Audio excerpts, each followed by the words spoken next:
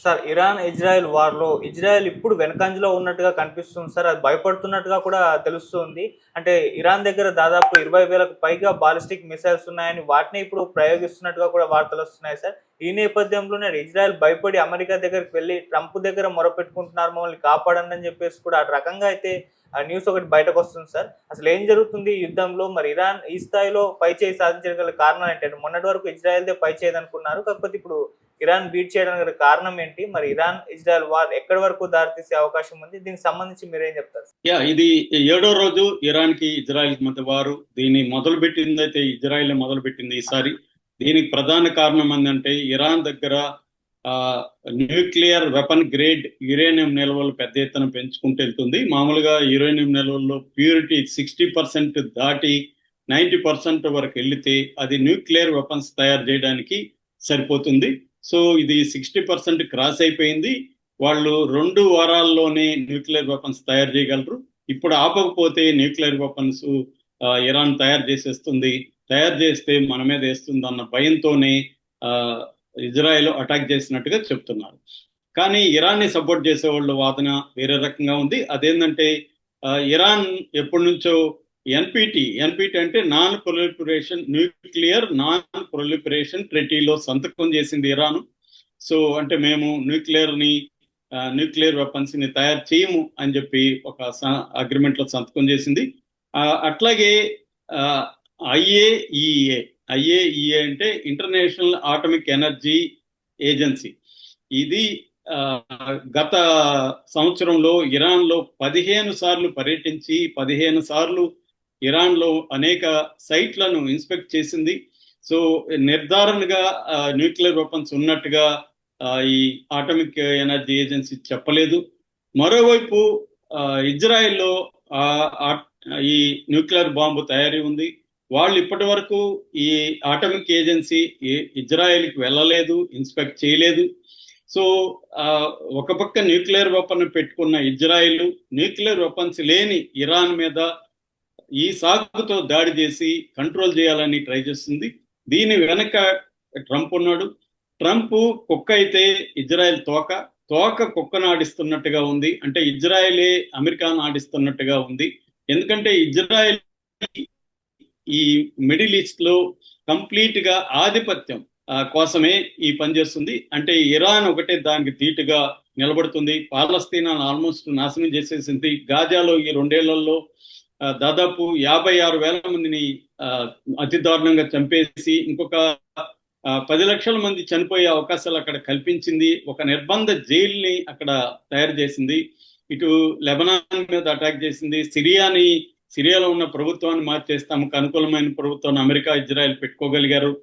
ఇక మిగతా దేశాల నుంచి ఇజ్రాయెల్ కి ఎటువంటి థ్రెట్ లేదు. ఒక ఇరాన్ నుంచే ఉంది. ఆల్రెడీ ఇరాక్ ను కూడా వాళ్ళు ధ్వంసం చేసేసి తమకు అనుకూలమైన ప్రభుత్వాన్ని, సద్దాం హుస్సేన్ ని చంపేసి తమకు అనుకూలమైన ప్రభుత్వాన్ని పెట్టుకోగలిగారు. ఇలాగా అంటే ఒక ముస్లిం కంట్రీ అక్కడ ఒక తలెత్తుకొని నిలబడే పరిస్థితి లేకుండా అందరినీ కంట్రోల్లోకి తెచ్చుకోగలిగారు ఇజ్రాయెల్ అండ్ అమెరికా. ఒక్క ఇరాన్ మాత్రమే గట్టిగా నిలబడింది. దానివల్ల ఇరాన్ని దెబ్బతీయడం కోసం ఈ సాకు పెట్టుకొని ట్రంప్ 60 రోజులు టైం ఇచ్చి 60 రోజుల్లో నేను చెప్పిన ఒప్పందం మీద సంతకం చేయమని బెదిరిస్తున్నాడు.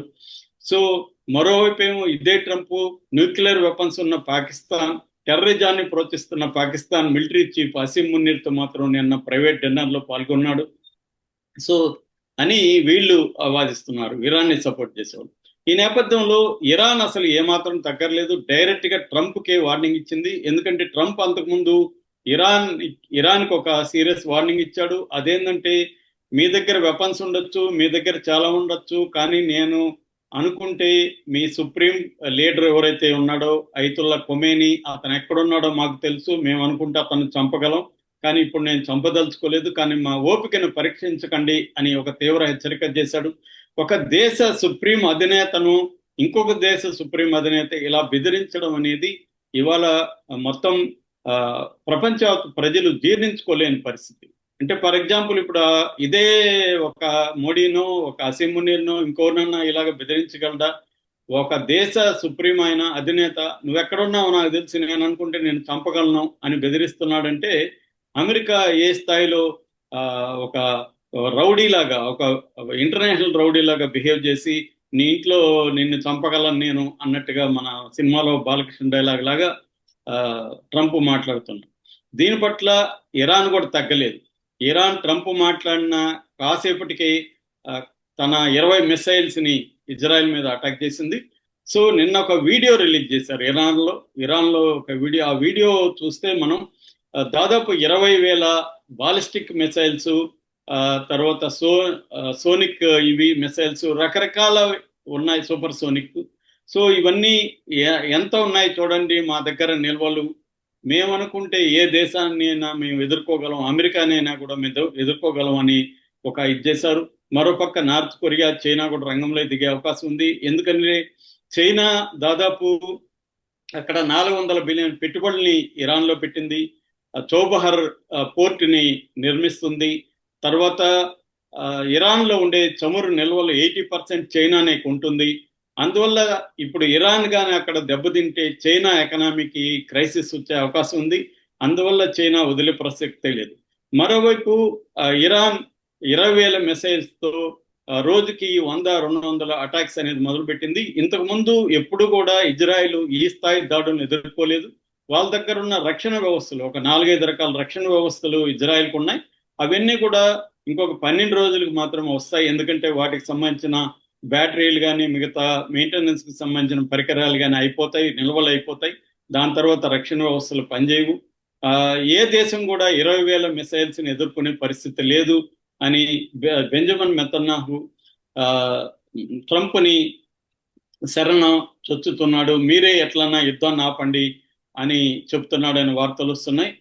దీనికి ప్రధాన కారణం ఏంటంటే ఇరాన్ ఎట్టి పరిస్థితుల్లో తలొగ్గే పరిస్థితి లేదు. ఇరాన్ కూడా సపోర్ట్ పెరుగుతుంది. ఆల్రెడీ 21 ముస్లిం దేశాలు ఇరాన్ మీద ఇజ్రాయెల్ దాడిని సీరియస్ గా ఖండించాయి. ఎందుకంటే ఈ దాడిని మొదలుపెట్టింది ఇజ్రాయెల్, ఇరాన్ కాదు. సామాన్య ప్రజల మీద బాంబులేసింది ఇజ్రాయెల్. తర్వాత ఒక దేశ మిలిటరీ సుప్రీం కమాండర్ దగ్గర నుంచి టాప్ 10 మిలిటరీ కమాండర్స్ ని, ఇస్లామిక్ రెవల్యూషనరీ గార్డ్ కార్కు సంబంధించిన ఒక 10 మంది కమాండర్స్ ని, ఇంటెలిజెన్స్ అధికారులను ఒక 10 మందిని, ఆటమిక్ సైంటిస్టులను ఒక 10 మందిని ఇజ్రాయెల్ ఇప్పటి వరకు తొదముట్టిస్తే ఏ దేశం కూడా చూస్తూ ఊరుకునే ప్రసక్తి లేదు అని ఇరాన్ ని సమర్థిస్తున్న ఈ 21 దేశాలు చెప్తున్నాయి.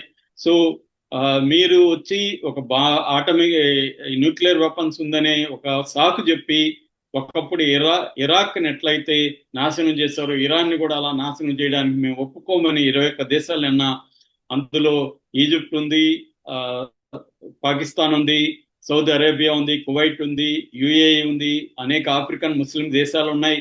వీళ్ళందరూ మొత్తం 21 దేశాలు నిన్న ప్రకటన చేశారు. మరోవైపు రష్యా పుతిన్ కూడా ట్రంప్ ని సీరియస్ గా హెచ్చరించాడు. ట్రంప్ తో ప్రాబ్లం ఏంటంటే ట్రంప్ కి మిడిల్ ఈస్ట్ లో ఒక 5,000 అమెరికన్ సైనికులు ఉన్నారు. ఆర్మీ కావచ్చు, ఎయిర్ ఫోర్స్ కావచ్చు, నేవీ కావచ్చు. రేపు కానీ అటాక్ అనేది ఇరాన్ మీద కానీ ట్రంప్ కానీ పెద్ద ఎత్తున అటాక్ చేస్తే చైనా రంగంలో దిగే అవకాశం ఉంది, ఇటు రష్యా రంగంలో దిగే అవకాశం ఉంది, ముస్లిం దేశాల మద్దతు ఉంది. దీనివల్ల ఈ 5,000 మంది అమెరికన్ సైనికుల ప్రాణాలకు ప్రమాదం ఉంది. ఆల్రెడీ అమెరికాలో సైనికుల దగ్గర నుంచి ట్రంప్ కి వ్యతిరేకత ఉంది. మొన్న 250 ఆర్మీ దినోత్సవ సందర్భంగా పెరేడ్ లో కూడా చాలా అన్ఇంట్రెస్ట్ గా పాల్గొన్నారని చెప్తున్నారు.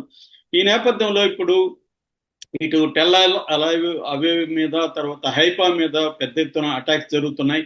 ఎప్పుడూ లేనంతగా బంకర్లో పోయి దాక్కునే పరిస్థితి ఇజ్రాయెల్లో ఉంది. సో ఇజ్రాయెల్ భయపడే పరిస్థితి ఉంది. మరోవైపు ఇరాన్ లో నాంతాజ్ అండ్ పార్దో ఈ 2 న్యూక్లియర్ సైట్స్ ఉన్నాయి. నాంతాజ్ మీద ఆల్రెడీ అటాక్ చేశామని చెప్తున్నది ఇజ్రాయెల్. ఇప్పుడు పార్దోలోనే పెద్ద ఎత్తున యురేనియం నిల్వలు ఉన్నాయి కాబట్టి దాని మీద అటాక్ చేస్తామని చెప్తున్నారు.